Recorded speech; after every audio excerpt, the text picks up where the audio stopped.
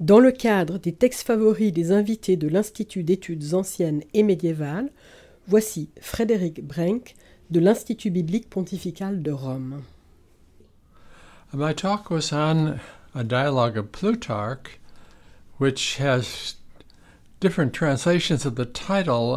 It's known as the Sign of Socrates, in French, le démon de Socrate, or better would be on the daimonion of Socrates, daimonion being the supernatural thing, and related maybe here to daimones, spiritual beings. And this part has to do with the eschatological myth, the descent of a person into the oracle of Trophonius, going down into the ground and receiving some sort of message.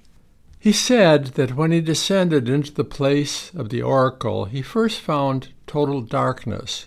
He prayed and lay there for a long time, not very clear in his mind whether he was awake or dreaming. It seemed to him, however, that there was a noise and his head was struck, and the sutures of his skull parted to release his soul. It rose joyfully into clear, bright air and seemed then to relax for the first time after a long confinement and pressure, and it felt as though it grew in size like a sail being unfurled.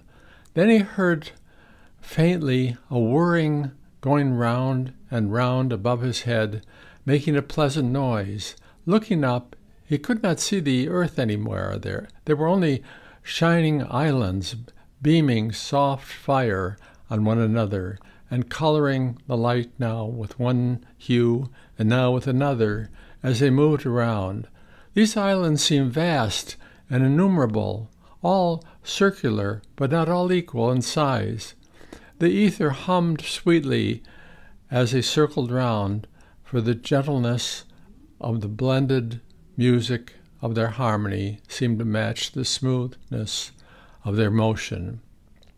In the center there stretched a sea or lake, bright with colors that mingled in its grayness. Some few of the islands sailed through the strait to cross beyond the stream, but most were borne along by it, while the sea itself moved gently, smoothly round. The depth of the sea varied in its southern parts. It was very deep, but elsewhere shallow and marshy. It overflowed in many places, but receded in others and had no major outlet. Its color varied, and it goes on like that. And then Demarcus, who is the visionary, sees things like stars going up, some with great difficulty, and others going straight. What is interesting is that according to Renberg, who wrote these two huge volumes on incubation oracles, we have nothing in our sources that indicates that the person actually dreamed, though that could be possible, and it was an unusual oracle, and that the person who sought word from the oracle did everything himself. There was no prophet or prophetess there. He either went into something of a trance, as we see here, or a dream, but he says that he didn't know whether he was alive or awake. What is most interesting is that apparently a daimon becomes his guide, but doesn't explain too much, because you would really need an astronomical guide of the time to be able to decipher what the sea meant, what the islands meant, what the stars were, and so forth. And then you have an unusual thing where the different spheres, it seems, are linked together by different things like fate and birth and so forth.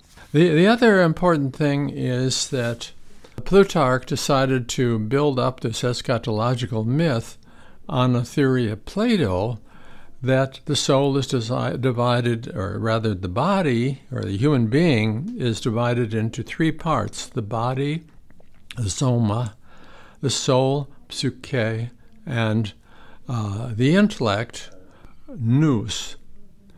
And this was used by Plato in the Timaeus, and also he called the nous a daimon.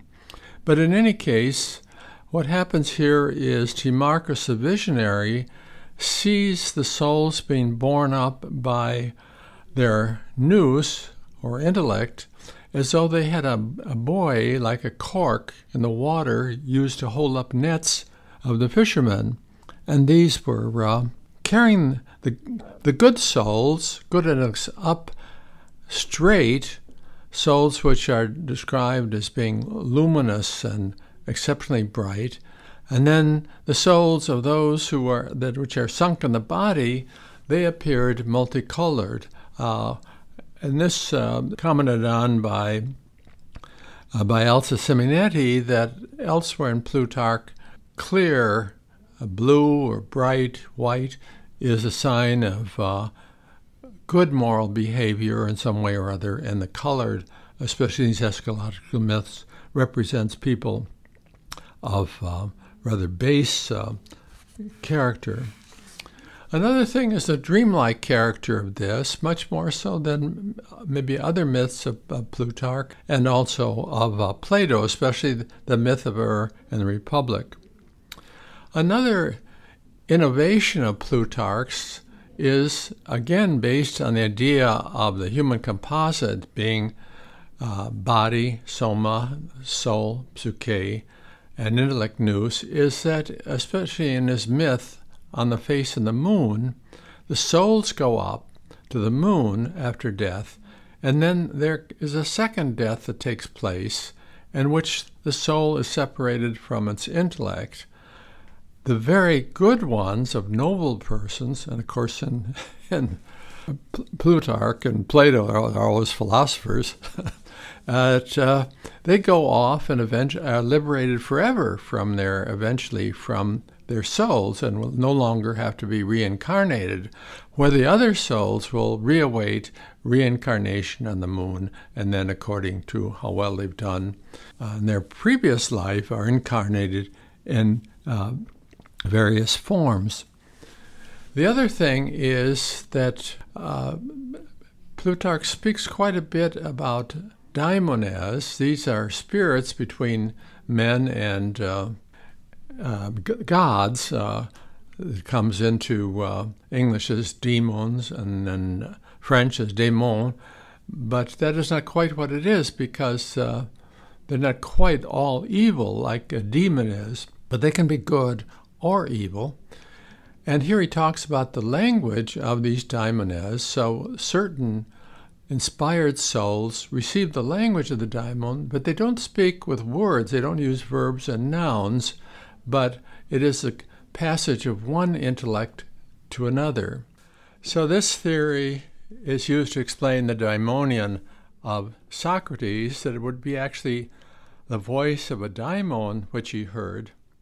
But this is a little puzzling, because in the Phaedrus, or Phaedros in the Greek title, Socrates says that this was something that always prevented him from doing something. It didn't really tell him anything, whereas the daimon supposedly would tell a person something and would communicate with this daimonic man, a person like Socrates, not using ordinary language, but communicating from intellect to intellect, not using language, but simply moved by the superior intellect of the daimon, something which is explained by one of the characters in Plutarch's dialogues, that, for instance, a small rudder can move a great ship, or that since our own intellect moves to different parts of the bodies, there's no reason why a superior intellect couldn't communicate directly with another inferior intellect. And so that solves